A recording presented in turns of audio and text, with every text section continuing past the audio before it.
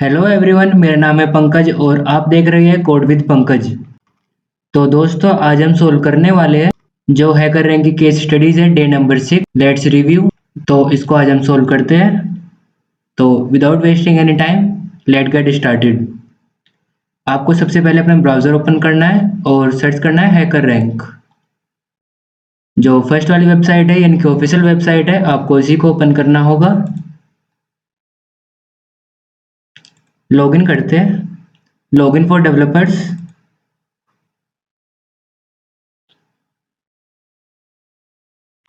Site open होने के बाद यहाँ पर एक बॉक्स बना हुआ है 30 डेज ऑफ कोड। आपको क्लिक करना है कंटिन्यू प्रैक्टिस पर। और आज जो बारी है वो है डे नंबर 6। Let's review. तो जो बाकी सारी केस स्टडीज है वो सोल्व करेंगे नेक्स्ट वीडियोस में। आज हम कवर करते हैं डे नंबर 6 केस स्टडी। तो सोल्व करने के लिए क्लिक करते हैं सोल्व चैलेंज पर।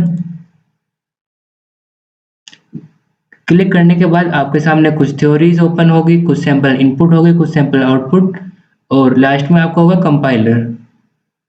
तो चलते हैं, इसको सोल्व करते हैं। यहाँ पर ऑब्जेक्टिव में एक लाइन बताई गई है कि today we will expand our knowledge of string combining it with what we have already learn about loops. यानी कि ये जो केस स्टडीज है वो स्ट्रिंग और फॉर लूप पर बेस होने वाली है। यहाँ पर एक टास्क दिया गया है कि आपको सबसे पहले एक स्ट्रिंग को डिक्लेयर करना होगा एस नाम से, जिसकी लेंथ होगी n, और जो स्ट्रिंग की इंडेक्सिंग शुरू होगी वो 0 से n-1 तक होगी। यानी कि अगर आपने कहा कि आपकी जो स्ट्रिंग है वो 5 लेंथ है, तो 0 से लगा करके वो 4 तक रन होगी।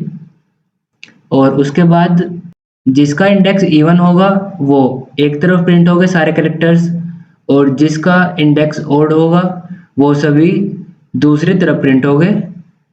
और जो इवन के सारे कैरेक्टर्स होंगे और जो ओड के सारे कैरेक्टर्स होंगे उनके बीच में 2 स्पेस रहेंगे। इसके बाद यहाँ पर एक नोट दिया गया है कि जो 0 होगा इंडेक्स नंबर वो इवन में काउंट किया जाएगा। यहाँ पर एक सैंपल दिया गया है। जो स्ट्रिंग इनपुट की है ADBECF। तो जो इसमें A है उसका इंडेक्स वैल्यू है 0, D की 1, B की 2, E की 3, C की 4 और F की 5। तो जिसकी इंडेक्सिंग वैल्यू इवन होगी यानी कि 0, 2, 4, ये सभी कैरेक्टर्स एक तरफ प्रिंट होंगे, और जिसकी इंडेक्सिंग वैल्यू होगी ओड यानी कि 1, 3, 5, वो सभी प्रिंट होंगे दूसरी तरफ, और दोनों के बीच में स्पेसेस रहेंगे। आपके सामने ये जो स्ट्रिंग है इसमें जिसकी इंडेक्स वैल्यू इवन है यानी कि A, B और C, 0, 2 और 4, ये सभी प्रिंट होंगे लेफ्ट साइड, बीच में स्पेस।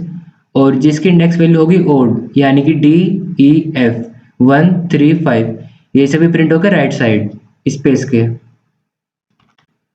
और साथ में यहाँ पर एक चीज और बताई गई है कि आपको इसमें टेस्ट केसेस पास करने होंगे। यानी कि अगर आपने कहा कि मैं एंटर करना चाहता हूँ 2 स्ट्रिंग, तो ये इनपुट लेगा 2 स्ट्रिंग। आपने कहा कि हम इनपुट करना चाहते हैं 4 स्ट्रिंग, तो ये 4 स्ट्रिंग का इनपुट लेगा।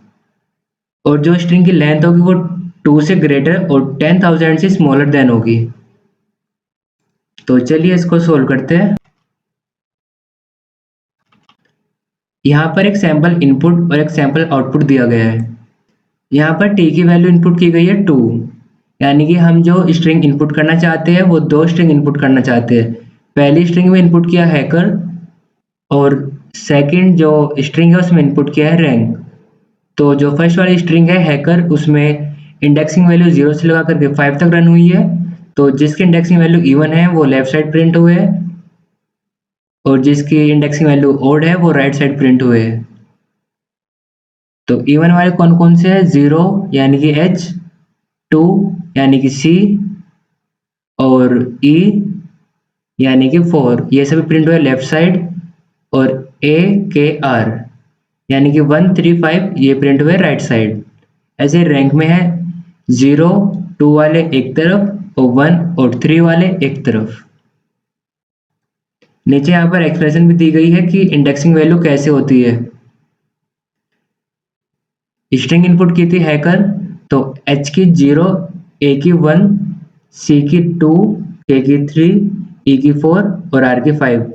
तो इसमें जितने इवन है h, c, e ये सभी प्रिंट हो गए एक तरफ, और जिनकी ओड है a, k, r ये सभी प्रिंट हो गए दूसरी तरफ। तो चलिए अपने प्रोग्राम को सोल्व करते हैं।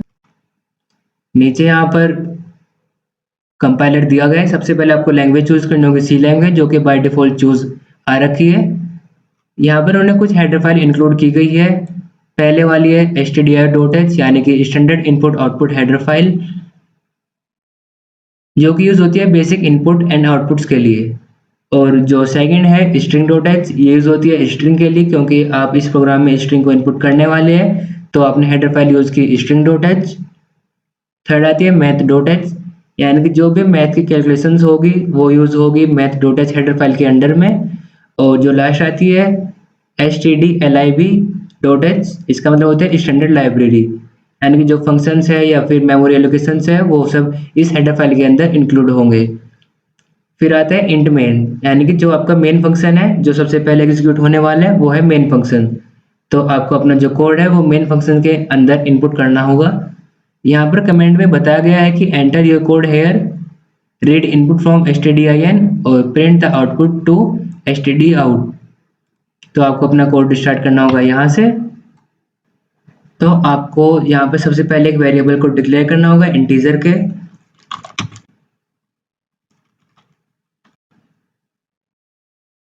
ये वो वेरिएबल है जिसमें आप नंबर ऑफ स्ट्रिंग्स इनपुट करने वाले, कि आपको 2 स्ट्रिंग इनपुट करनी है, 4 करनी है, 6 करनी है।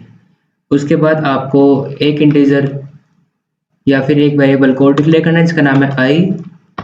ये यूज होने वाला है आपके फॉर लूप में, जो आपका फॉर लूप रन होगा स्ट्रिंग इनपुट करने के लिए प्लस उसको प्रिंट करने के लिए i उसमें यूज होगा। उसके बाद डिक्लेयर करते हैं अपने स्ट्रिंग,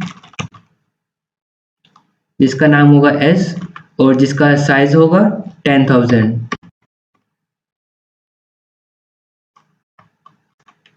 ऊपर क्वेश्चन में बताया गया है कि जिसका साइज होना चाहिए 2 से ग्रेटर और लेस देन 10,000।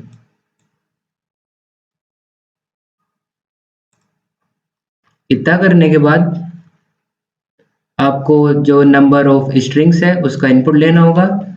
इनपुट लेने के लिए यूज करते हैं स्कैनफ फंक्शन का,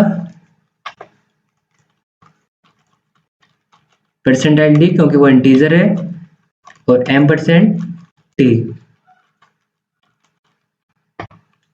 टर्मिनेशन। अभी हमने नंबर ऑफ स्ट्रिंग को इनपुट ले लिया है t वेरिएबल के अंदर, तो अभी हम स्ट्रिंग का इनपुट लेने वाले हैं।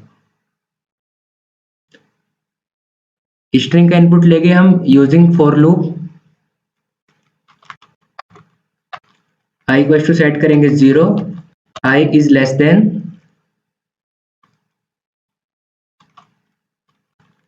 और i प्लस प्लस। यहाँ पर हुआ ये है कि जो आपकी स्ट्रिंग है वो इनपुट हुई है 2, यानी कि वो स्टार्ट हुई 0 से और लेस देन चलिए जो आपने टी में वैल्यू इनपुट की है। अगर आपने वैल्यू इनपुट की है 2, तो जो स्ट्रिंग लेगा वो 2 इनपुट लेगा। और अगर आपने नंबर ऑफ स्ट्रिंग इनपुट की 4, तो यहाँ से आपसे 4 स्ट्रिंग का इनपुट लेगा। इनपुट लेने का यूज करते हैं स्कैनफ फंक्शन का।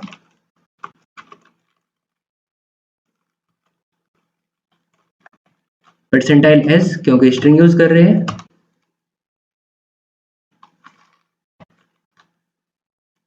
यहाँ पर एम्परसेंड का यूज इसलिए नहीं करेंगे क्योंकि वो एक स्ट्रिंग है या फिर एरे ऑफ कैरेक्टर्स है, तो एरे के लिए हम एम्परसेंड का यूज नहीं करते हैं क्योंकि उसका एड्रेस प्रीडिफाइन होता है। स्ट्रिंग इनपुट करने के बाद यहाँ पर एक फंक्शन को और डिक्लेयर करते हैं, इसका नाम होगा odd even। एक पैरामीटर पास करते हैं कैरेक्टर के नाम से, कैरेक्टर s। ये वो फंक्शन है जो कि ये डिफाइन करेगा या फिर ये बताएगा आपको कि जो आपके इंडेक्स वैल्यू इवन है या फिर ओड है। इवन वाले एक तरफ प्रिंट कर देगा और जो ओड वाले हैं वो दूसरी तरफ प्रिंट कर देगा। आपने यहाँ पर जो स्ट्रिंग इनपुट की थी उस स्ट्रिंग को सेंड करते हैं ओड और इवन फंक्शन के अंदर, जो कि आपकी सेपरेट कर देगा इवन एक तरफ ओड एक तरफ। तो स्ट्रिंग को सेंड करने के लिए टाइप करते हैं ओड इवन, और जो स्ट्रिंग थी वो टाइप करते हैं एस, फिर टर्मिनेशन। यहाँ पर आपने जो अपनी स्ट्रिंग इनपुट की थी वो सेंड हो चुकी है ओड इवन फंक्शन के अंदर। अभी जो बाकी का कोड टाइप करते हैं वो ओड इवन फंक्शन के अंदर टाइप करते हैं। यहाँ पर सबसे पहले चेक करते हैं इवन के लिए, तो इवन नंबर्स के लिए एक फॉर लूप लगाएंगे। For loop int I start होगा 0 से और आई चलेगा लेस देन स्ट्रिंग की लेंथ strlen s और आई प्लस प्लस।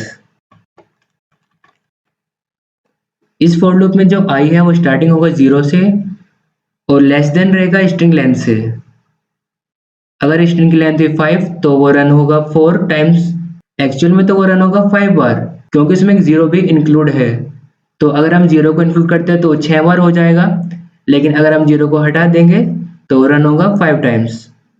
तो जो आई वेरिएबल है वो 0 से स्टार्ट हुआ और स्ट्रिंग की लेंथ से एक कम तक चलेगा और आई प्लस प्लस यानी कि आई को इंक्रीमेंट मिलता रहेगा। तो यहाँ पर एक कंडीशन लगाते हैं चेक करने के लिए कि वो इवन है कि ओड है। यहाँ पर हम इफ कंडीशन का यूज करते हैं। इफ जो आई है वो परसेंटाइल 2 इक्वल्स टू 0, जो आई है अगर वो 2 से कंप्लीटली डिवाइड हो रहा है और रिमाइंडर आ रहा है 0 तो वो प्रिंट करेगा वो सभी कैरेक्टर्स जो कि इवन नंबर यानी इवन इंडेक्सिंग पर हो गए। परसेंटाइल सी क्योंकि हम कैरेक्टर प्रिंट कर रहे हैं एस उस स्ट्रिंग में से, और आई यानी कि जो उसकी इंडेक्सिंग वैल्यू होगी। तो इतना कोड करने के बाद अभी यहाँ पर एक प्रिंटफ लगाते हैं जो कि डिसाइड करेगा स्पेसिस, क्योंकि ऊपर क्वेश्चन में बताया गया था कि इवन और ओड के जो बीच में स्पेस होना चाहिए वो 2 स्पेस होना चाहिए। यहाँ पर बताया गया है 2 स्पेस होना चाहिए। तो स्पेस के लिए हमने यहाँ पर स्पेस यूज किया है प्रिंटफ फंक्शन के अंदर। अभी यहाँ पर एक फॉर लूप और लगाते हैं जो कि चेक करेगा कि आपकी जो इंडेक्सिंग वैल्यू है वो ओड है। For loop int I equal to 0, I is less than string length, I increment. अब यहाँ पर हम कंडीशन लगाते हैं ओड फंक्शन के लिए। If I percentile by 2 not equal to 0, यानी कि अगर आई 2 से डिवाइड नहीं हो रहा है यानी कि फिर वो ओड नंबर्स है। तो ओड नंबर्स के लिए हम प्रिंट कर देंगे ओड इंडेक्सिंग कैरेक्टर्स। तो प्रिंट करने के लिए यूज करते हैं प्रिंटफ फंक्शन का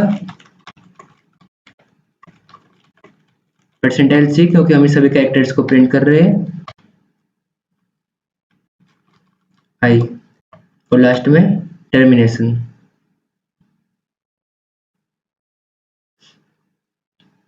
इतना जो फॉर लूप है वो यूज हुआ है इवन इंडेक्सिंग वैल्यूज के लिए, और जो ये वाला फॉर लूप है वो यूज हुआ है ओड इंडेक्सिंग वैल्यूज के लिए। ये सभी था सिर्फ एक स्ट्रिंग के लिए, लेकिन अभी यहाँ पर ऊपर क्वेश्चन में दिया गया था कि नंबर ऑफ स्ट्रिंग इनपुट कर रहे थे आप। अगर आपने 2 स्ट्रिंग इनपुट की तो 2 के लिए सेम वर्क करेगा, बट एक स्ट्रिंग को एक लाइन में करना है और दूसरी स्ट्रिंग को नेक्स्ट लाइन में। तो नेक्स्ट लाइन के लिए यूज करते हैं बैकस्लैश ऑपरेटर का। तो इसको प्रिंट करते हैं backslash n for new line. तो अभी हम अपने कोड को चेक करते हैं कि हमारा कोड सही है या नहीं है। तो क्लिक करते हैं रन कोड पर।